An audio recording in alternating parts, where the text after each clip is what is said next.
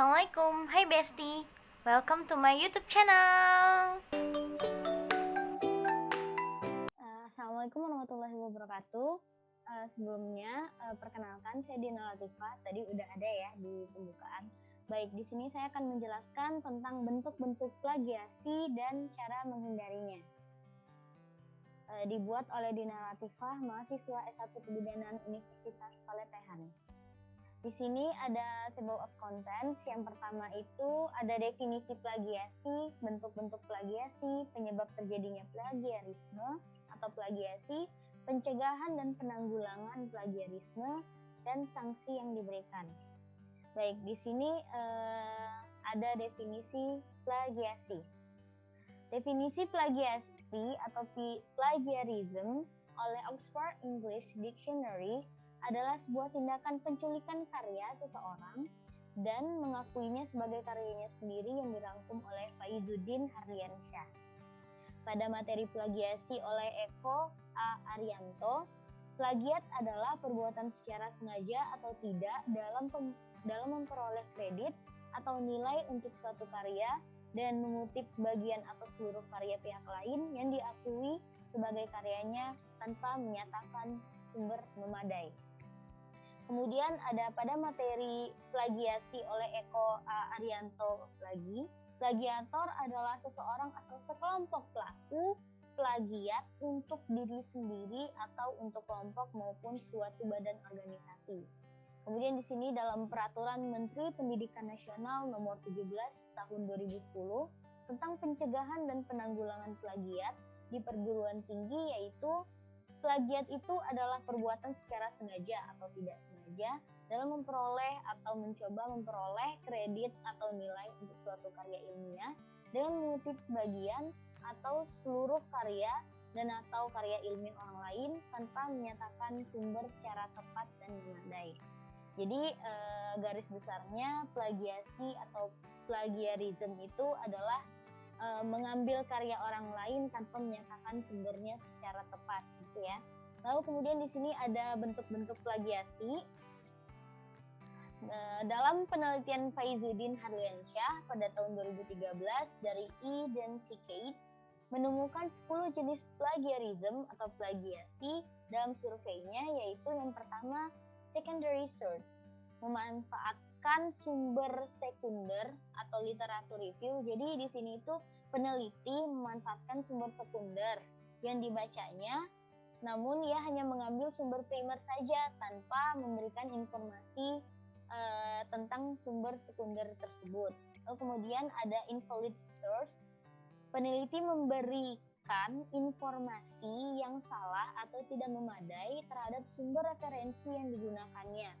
Lalu kemudian ada duplication, itu artinya peneliti menggunakan karya ilmiah sebelumnya tanpa memberikan informasi bahwa itu merupakan penelitian yang sudah dilakukannya sebelumnya. Jadi ini penelitian yang sudah dilakukannya. Namun setelah itu di tahun berikutnya dia melakukan itu juga penelitian yang sama tanpa dia memberitahu kalau tahun sebelumnya itu dia sudah pernah melakukannya. Tuh. Lalu selanjutnya paraphrasing artinya peneliti mengambil teks dari suatu sumber, kemudian dilakukan parafrasa namun tidak disebutkan sumbernya, seakan teks tersebut asli milik si peneliti itu. Lalu selanjutnya repetitive research, artinya peneliti menggunakan data dan metode yang sama untuk penelitian baru tanpa menyebutkan bahwa metode itu pernah digunakan pada penelitian sebelumnya. Jadi dia menggunakan metode yang sama dalam penelitian sebelumnya dan saat ini. Gitu. Lalu selanjutnya replication, mengirimkan naskah ke beberapa saluran publikasi. Jadi ada peneliti yang ngirimin naskahnya itu ke beberapa publikasi. Gitu. Lalu setelah itu ada misleading attribution. Jadi peneliti itu salah dalam menyebutkan atau penyebutan pihak yang terlibat dalam sebuah penelitian naskah dan mencantumkan pihak yang tidak terlibat pada sebuah riset. Jadi misalnya peneliti ini buat penelitian sama A, tapi yang dicantumkan malah B yang nggak ikutan. Gitu. Terus selanjutnya ada unethical collaboration atau orang-orang yang berkolaborasi melanggar kesepakatan dan etika kolaborasi yang ada. Lalu kemudian ada verbatim plagiarism atau mengcopy kata per kata atau verbatim ide atau karya orang lain tanpa membubuhkan kutipan atau rujukan dari karya tersebut. Lalu setelah itu ada complete plagiarism atau plagiasi secara total. Jadi jatuhnya dia mencontek secara total semuanya gitu. Lalu selanjutnya masih di dalam penelitian dari Faizuddin Harliansyah dan digabungkan dengan materi plagiarisme oleh Universitas Muhammadiyah Malang, menyebutkan terdapat 10 jenis plagiasi yang ditemukan berdasarkan hasil kajian oleh Turnitin, yaitu yang pertama clone atau berarti mengkloning karya orang lain atau mengcopy karya orang lain, sama dengan complete plagiarism atau wholesale plagiarism. Lalu kemudian ada CTRLC. Sebagian besar isi dan teks yang berasal dari penelitian tersebut dari sumbernya itu dimasukin ke dalam penelitian kita tanpa perubahan. Lalu selanjutnya ada find replace. Jadi itu tuh mengganti beberapa keyword dari sumber rujukan, namun isinya itu tidak tuntas, isi sepenuhnya itu tidak tuntas, tidak sesuai dengan keywordnya. Terus setelah itu ada remix atau memparafrase atau menyusun kalimat kembali dari berbagai sumber, kemudian dirangkai agar tampak mirip dengan aslinya. Lalu ada recycle, mendaur ulang atau menduplikasi karya sebelumnya tanpa citasi atau tanpa menyebutkan sumbernya tersebut. Lalu ada hybrid, merangkai beberapa sumber rujukan dan mengambil beberapa kalimat dari sumber tersebut tanpa menyebutkan sumber tersebut. Lalu setelah itu ada mashup atau mengcopy dari berbagai sumber dan merangkainya kembali. Lalu ada juga 404 error atau tidak mencantumkan kutipan dan rujukan secara memadai atau bahkan salah sumber, jadi nggak sesuai dengan sumber aslinya. Lalu ada aggregator atau mengutip dan merujuk berbagai referensi tetapi tidak mengandung orisinalitas. Lalu ada retweet, sudah mengutip dengan benar tetapi masih mengandung banyak sekali kesamaan kata atau kalimat penulisan yang sama. Lalu di sini selanjutnya ada penyebab terjadinya plagiasi. Dalam penelitian Lilis Sulistianingsih pada salah satu studi yang dilakukan Jenny Sundar tahun 2009 mengutip pendapat dari Gomez mengenai alasan seseorang melakukan plagiarisme dan digabungkan dengan hasil penelitian dari Muhammad Abdan Sodiqi yang mengutip dari DepNet 2016. Jadi seseorang itu melakukan plagiasi karena pertama merasa tertekan atau merasakan tekanan harus sukses dalam belajar. Lalu seseorang itu atau pelajar atau mahasiswa yang melakukan itu lain melakukannya tanpa ada larangan dari guru. Jadi dia melihat temannya ngelakuin itu tapi nggak ada orang yang mencegah atau melarang.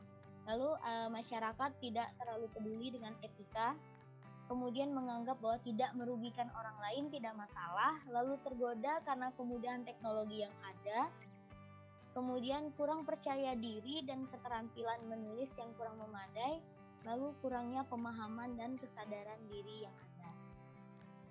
Baik, selanjutnya pencegahan dan penanggulangan plagiasi. Nah, di sini pencegahan dan penanggulangan plagiasi yang dirangkum dari jurnal oleh Faizuddin Harliansyah tahun 2017, Lilis Sulistianingsih tahun 2017 dan Muhammad Abdan Sodiqi 2019, yaitu nomor 1 Permendiknas nomor 17 tahun 2010 tentang pencegahan plagiat. Pada bab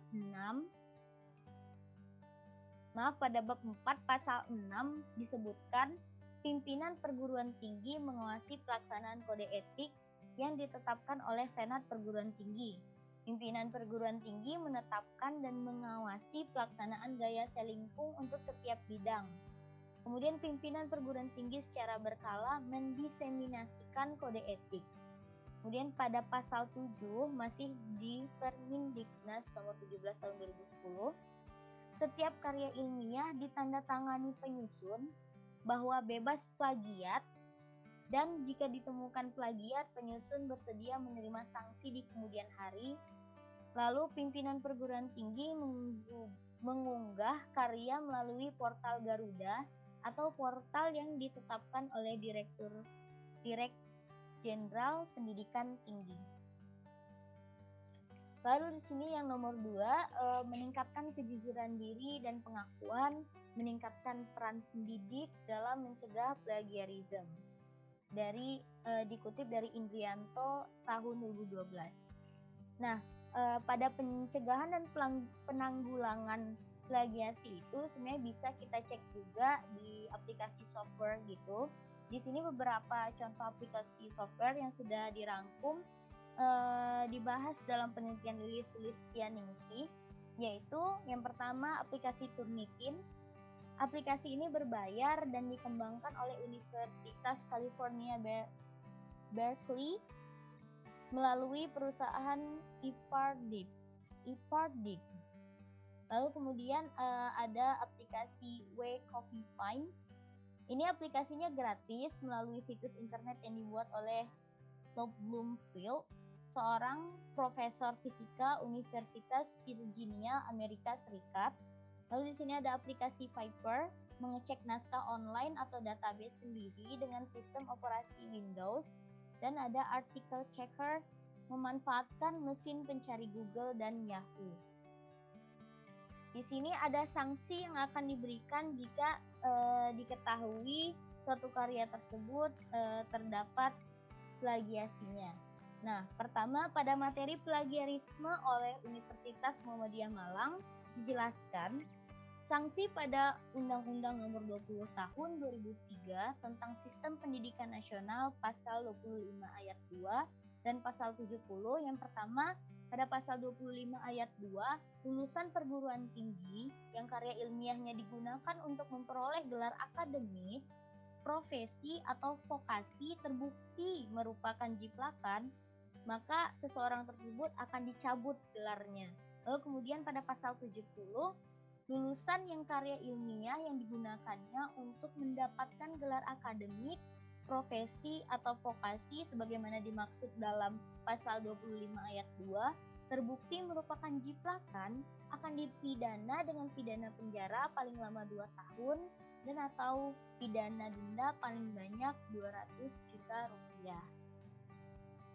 Sayang banget ya duitnya itu mah, jadi lebih baik kita fokus dengan gimana kita menulis dengan baik. Lalu nomor 2, sanksinya Peraturan Menteri Nomor 17 Tahun 2010 juga mengatur sanksi bagi mahasiswa yang melakukan tindakan plagiat, yaitu yang pertama akan diberikan teguran, lalu jika tidak jera akan diberikan peringatan tertulis, tidak jera juga akan diberikan penundaan pemberian sebagian hak mahasiswa, lalu setelah itu akan terjadi pembatalan nilai, kemudian pemberhentian dengan hormat dari status sebagai mahasiswa, kemudian pemberhentian tidak dengan hormat dari status sebagai mahasiswa, dan terakhir akan terjadi pembatalan ijazah apabila telah lulus dari proses pendidikannya.